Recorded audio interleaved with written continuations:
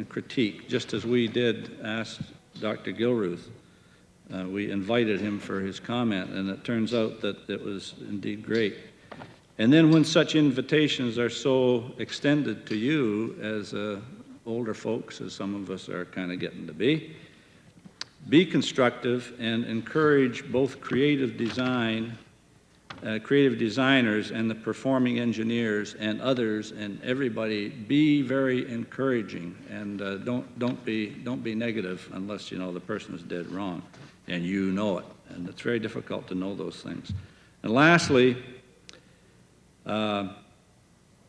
I discovered that I needed around me an awful lot of people assuming an awful lot of responsibility, and I came to discover that people can assume tremendous responsibility if one assigns the responsibility to match their potential capability.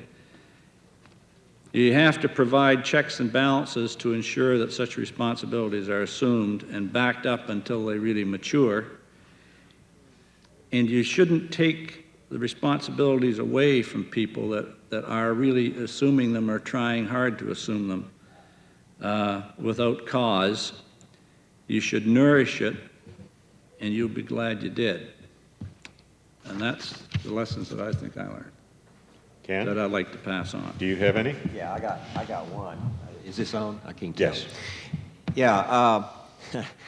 In addition to the terms creative, innovative, and so forth, I want to add the word endurance, and I'll give you a very specific example as an engineer. Several times in the talks, I think there were some questions about Apollo 13. Well, I was responsible for the control systems, and in the lunar module when we had the failure on the command service module on Apollo 13, and as we went around the moon, we needed a burn out of the lunar module.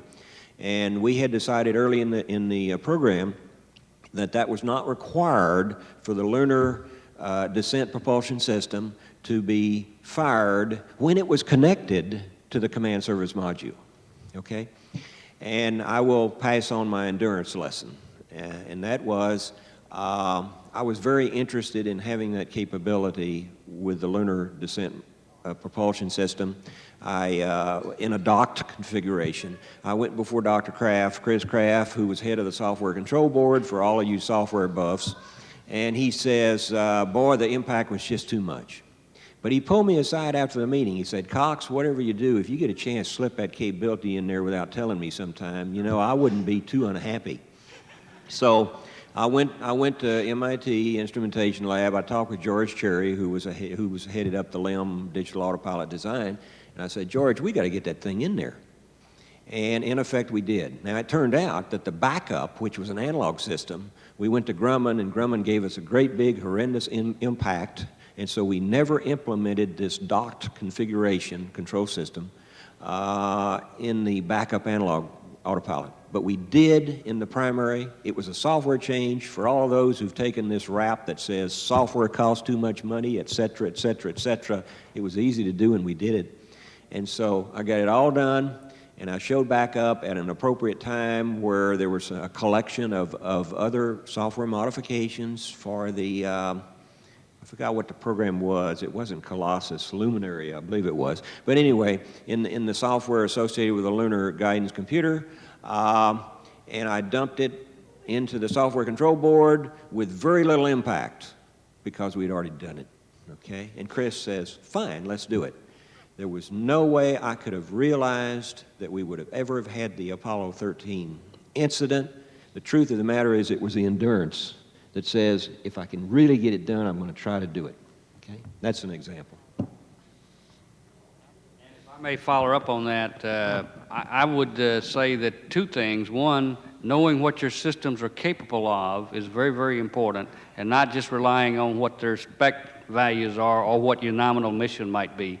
And I know from an engineering standpoint, we have to fight that often just to know what our hardware can provide for us. The other thing that I would add is attention to engineering detail. And, as engineers, and we like to be managers, but if we don't do our engineering job correctly, all the way down to the thermal switch that was in the oxygen tank that shorted out, that caused us a problem with Apollo 13, to the O-ring that was in the Challenger. Very, very minor detail, but very, very important. And in fact, people often ask, what is the most critical item? And you know, we get asked that question often, and I know some people don't like my answer, but I say it's the item that bit you last. The one that was easy enough for you to take care of had you just realized it on the front end. On a Challenger situation, for instance, I'm of the opinion we probably had the technical data in about 1979 to know that we were getting too much gapping in the O-rings, but I don't think anybody in the program picked up on the fact there was too much gapping.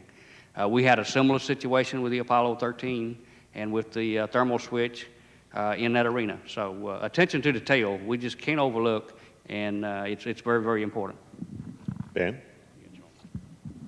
Okay, there's been a number of times people have referred to that this was all done with ordinary people, and I think that's a pretty good summary. Ron Berry said when he came to work, he'd about 4 years out of college and really didn't know much, and as I recall, a lot of us were in that same position. I think that should be encouraging to those of you that are now starting on new programs that we're all pretty ordinary, but with hard work and with communication that Joe mentioned, there was a lot of good communication in Apollo, and there wasn't an awful lot of fighting over whose sandbox belonged to who. We pretty much knew what we had to do, and in spite of our inexperience and the fact that we're pretty ordinary, we were able to accomplish great things. And I think the young people that are here today at the center are actually capable of doing even greater things. Chuck?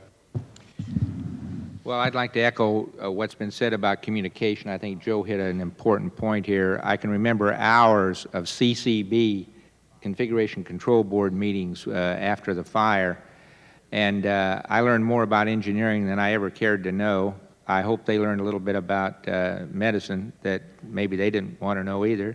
But I think we did a great deal of sharing. We learned that you have to have all of this information, and an engineer can't do something that's going to impact a man without understanding what it's going to do to the man.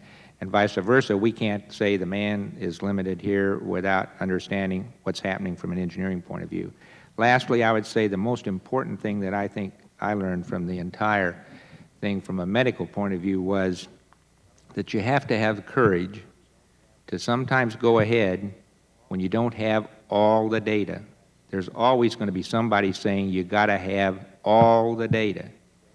And the scientists will stand out there and say, here is what it takes for all the data. You're never going to have all the data, and we'd never be there if we waited for all the data. So don't wait for all the data.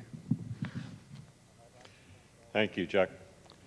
And I'd like to thank all of you who have been faithful and stayed the distance.